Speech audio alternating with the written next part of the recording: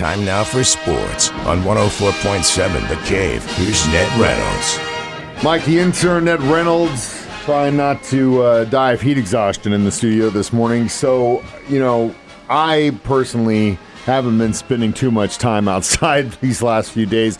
I know that you haven't either, but there is a golf tournament that's actually happening a little bit south of us, and I can't imagine those guys are having a good time in this heat. It is very warm in Memphis. Not only warm, but down there close to the Mississippi, it's very humid as well. So, yeah, it's a challenge for them, but the money is there. It's the FedEx tournament, which is a 3-tournament deal to end the season, and the St. Jude tournament has a purse of $20 million, which means the winner gets close to $4 million, and it goes right up for the next two after that. Anyway, first round, 5-way tie for the lead. That's you expect that. There are only 70 players, the 70 top scorers in that. 5-way tie for the lead. 7 others are one stroke back. I mean, this is a logjam. I'm not even going to bother to get into the names, but they're all there. Scotty Scheffler is 3 back after the first round. Anything can happen, and probably will in the next couple of rounds.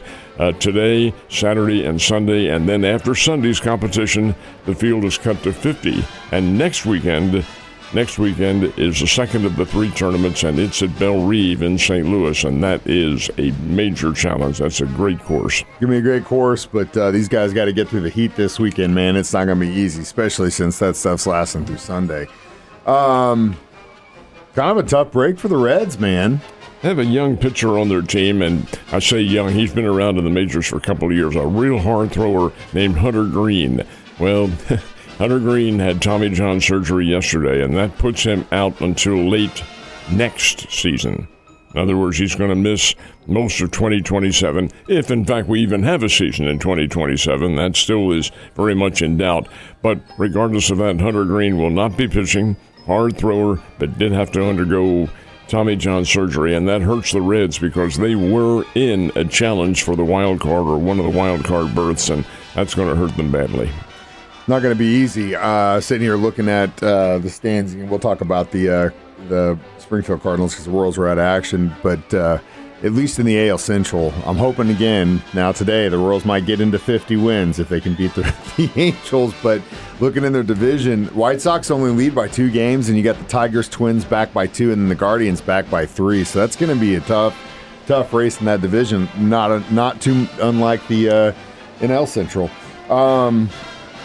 Field of Dreams team game thing was last night. Did you get a chance to watch it? Did not. It was on Netflix, and I do not have that, and I think this is a major mistake. I would have given you my password. Why don't you just call me? No. Come on. We're going to stick it to the man. If you can't beat him, join him. I'll just give you my password next time. In all honesty, the Field of Dreams game is a regular season game. It was the Phillies and the Minnesota Twins, 2 teams in the hunt for wild card berths, as you just mentioned.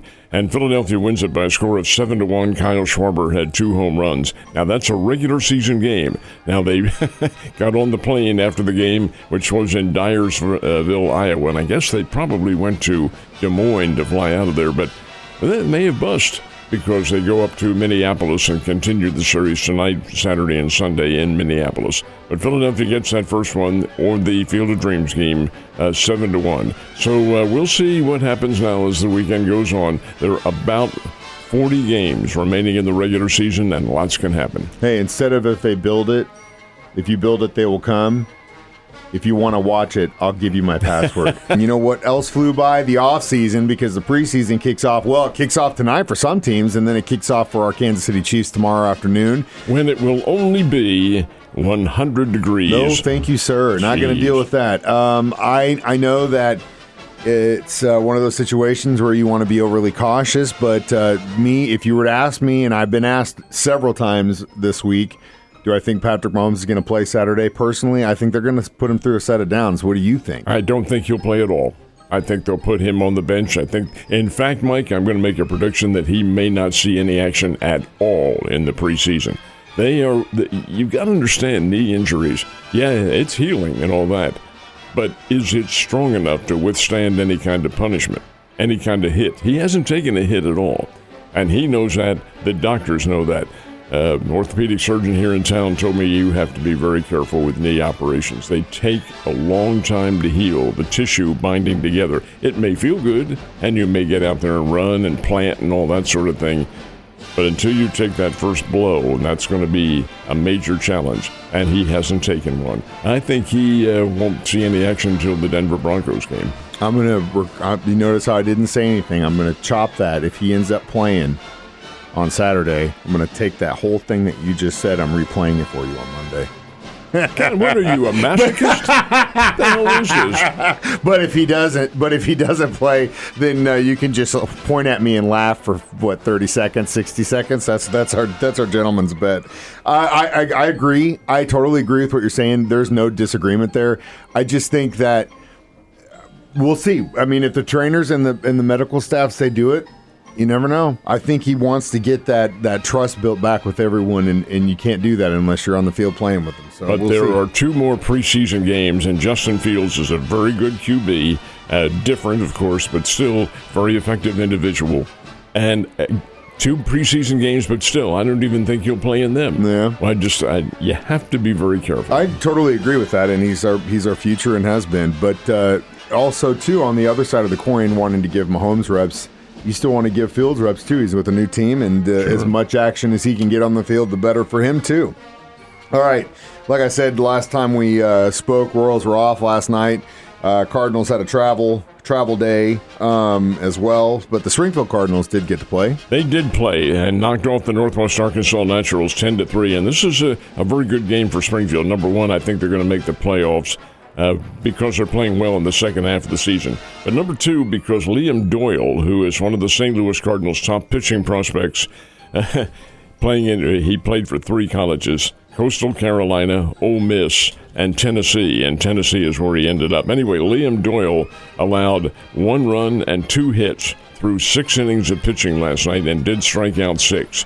Now, the corollary to that is the fact that Northwest Arkansas isn't very good. That's the Kansas City Royals Farm Club, and they've struggled this year. But nonetheless, Liam Doyle pitching very well made a big difference. Now, the Cardinals do play the Cubs this afternoon, and the Royals play the Angels tonight out in Anaheim. Like I said, come on, Royals, let's get to 50. Even though the Olympics are not currently happening, there was an epic record that was set on this date in Olympics history. When and where? It was 10 years ago today, 10 years ago, and actually this evening. The games were in Rio de Janeiro. You might remember the Brazilian games had a lot of controversy about them, but what made it very special is a guy named Usain Bolt. Usain Bolt is the fastest human, or was the fastest human in the world. He won the gold medal in the 100-meter sprint in a time of 9.8 seconds, which is world-class stuff. Usain Bolt had won the gold medal the 2 previous Olympics in the 100-meter dash, and he is the first athlete ever and still the only one to win 3 straight events and 3 straight Olympiads in the same event. Really one of the first-class top athletes ever produced. And what made that so interesting, Mike, I don't know whether or not you ever followed track and field, but the individuals who are the top sprinters are usually about 5'9", 5'10", and very stocky because they explode out of the starting blocks. That's how they do it. Huge legs, and they can really motor. Usain Bolt is just the opposite of that. He's 6'5", and is never, ever in the lead at the start. He takes the lead at midpoint, which is about 4 seconds into the race with that gallop and that stride that he had. And that Jamaican can really, really run. Yeah, and he's a really good guy from everything I've seen. I've seen his commercials. Yeah, he's in his interaction with people and fans. For guys being as fast and as talented as he is, very grounded, and that's always great to see, Ned.